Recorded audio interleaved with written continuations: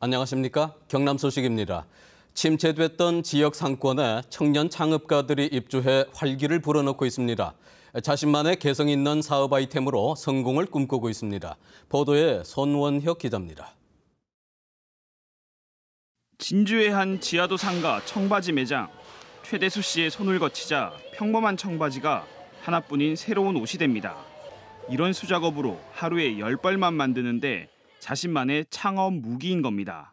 제가 디자인했습니다 라고 말씀드리니까 너무 좋아하시면서 구매해 가신 거예요. 그러니까 그 감동을 잊을 수가 없습니다.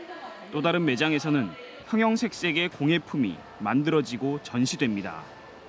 김아람 씨는 평소 취미를 창업으로 연결시켰습니다. 불안한 점도 솔직히 있기는 있거든요. 그런데 제가 하고 싶은 걸 다 할 수 있는, 제가 가게 이름도 내가 좋아하는인데 지난 8일 문을 연 청년몰 황금상점의 20개 매장의 사장은 모두 만 39살이야 청년들입니다.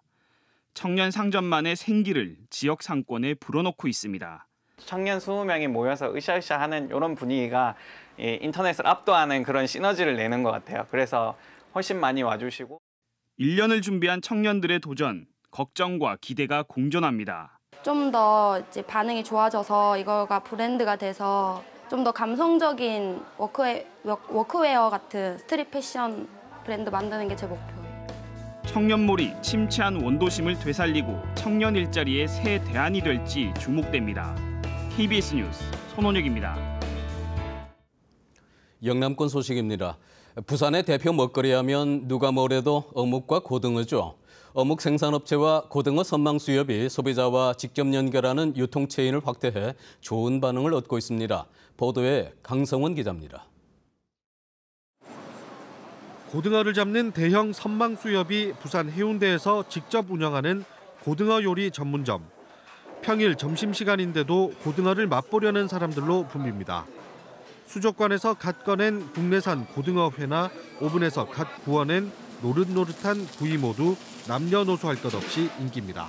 고등어로 이제 요리가 되게 다양하게 여기 나오더라고요. 일단 고등어 조림도 비린내 안 나고 맛있고 물회도 매콤하고 입에 잘 맞았습니다. 지난해 말 사직 1호점에 이은 해운대구 2호점에도 하루 평균 500에서 700명 정도가 찾는 등 호응을 얻자 3호점도 계획 중입니다. 2호점에서도 저희가 생각 외로 성공적으로 지금 운영을 하고 있기 때문에 향후 저희 위에 이제 집행부라든가 생각은 내륙지라든가 타 지역에도 한 번 더 도전할 계획입니다. 생선살 반죽이 최첨단의 위생적인 공정 과정을 거쳐 다양한 형태의 어묵 제품으로 만들어집니다. 이 업체는 판로 개척의 어려움을 겪다 최근 전국 소매 유통망을 갖춘 업체와 협약을 맺고 전국 각지 소비자에게 직접 어묵을 공급하게 됐습니다. 전국 형태의 유통망을 갖춤으로써 소비자들에게 좀 더 안전하고 맛있는 어묵을 제공할 수 있는 좋은 기회가 될 것으로 예측됩니다. 부산의 대표 먹거리 생산자들이 자체 유통망 개설로 어려움을 헤쳐나가고 있습니다. KBS 뉴스 강성원입니다. 보궐선거를 치르지 않도록 홍준표 전 경남도지사의 사퇴를 도왔다는 류순현 도지사 권한대행에 대해 검찰이 혐의가 없다고 결론 내렸습니다. 창원지검 공안부는 여영국 정의당 경남도당 위원장이 보궐선거 무산을 도왔다며 류 권한대행을 직무유기와 직권남용 혐의로 고발한 사건에 대해 이같이 처분했다고 밝혔습니다. 검찰은 도지사 사임이 행정부지사인 류 권한대행 결재선이 아니었고 늑장 통보 과정에서 역할이 없었다고 밝혔습니다.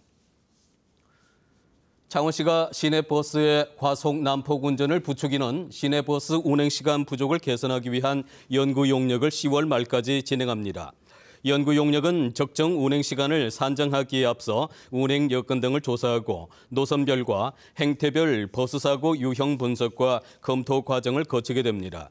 또 시간대별 통행시간과 신호 위반 여부, 정류소별 탑승객 승하차 인원과 소요 시간도 확인합니다. 오늘 새벽 2시 55분쯤 거제시 능포동 한 아파트 단지 인근 상가에서 불이 났습니다. 불은 상가점포 8곳을 태워 3억 9천만 원의 재산 피해를 내고 1시간 반 만에 꺼졌습니다. 소방당국은 상가 건물이 샌드위치 패널로 돼 있어 진화에 어려움을 겪었다고 밝혔습니다.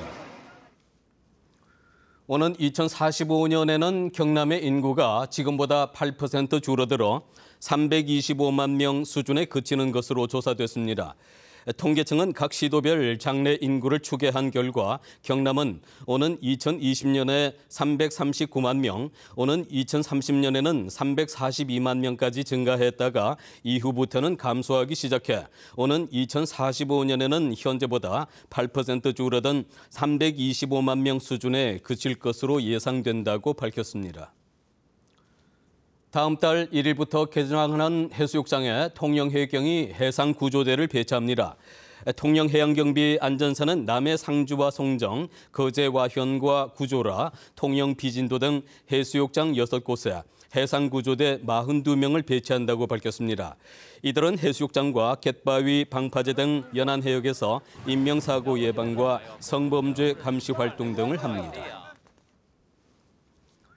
일본군 위안부 피해자를 다룬 책의 저자가 독자들과의 만남을 갖습니다. 일본군 위안부 할머니와 함께하는 통영거제 시민 모임은 오는 8월 매주 토요일에 통영에 있는 위안부 인권평화교육장에서 저자와 함께하는 북토크를 연다고 밝혔습니다. 참가자 모집은 오는 29일까지 받습니다. 이번 북토크는 일본군 위안부 피해자에 대해 다양한 책을 쓴 한국과 일본의 저자와 대화하며 이 문제의 바른 해결을 고민하는 자리가 될 것이라고 시민 모임 측은 밝혔습니다. 불법 어획물의 국내 반입을 막기 위한 어획 증명제도가 처음 시행됩니다. 수산물 품질관리원은 불법 조업 문제가 제기된 서부 아프리카 수역의 침조기와 민어조기, 북태평양 꽁치 등 3개 어종을 대상으로 오는 30일부터 어획 증명제도를 시행하기로 했습니다.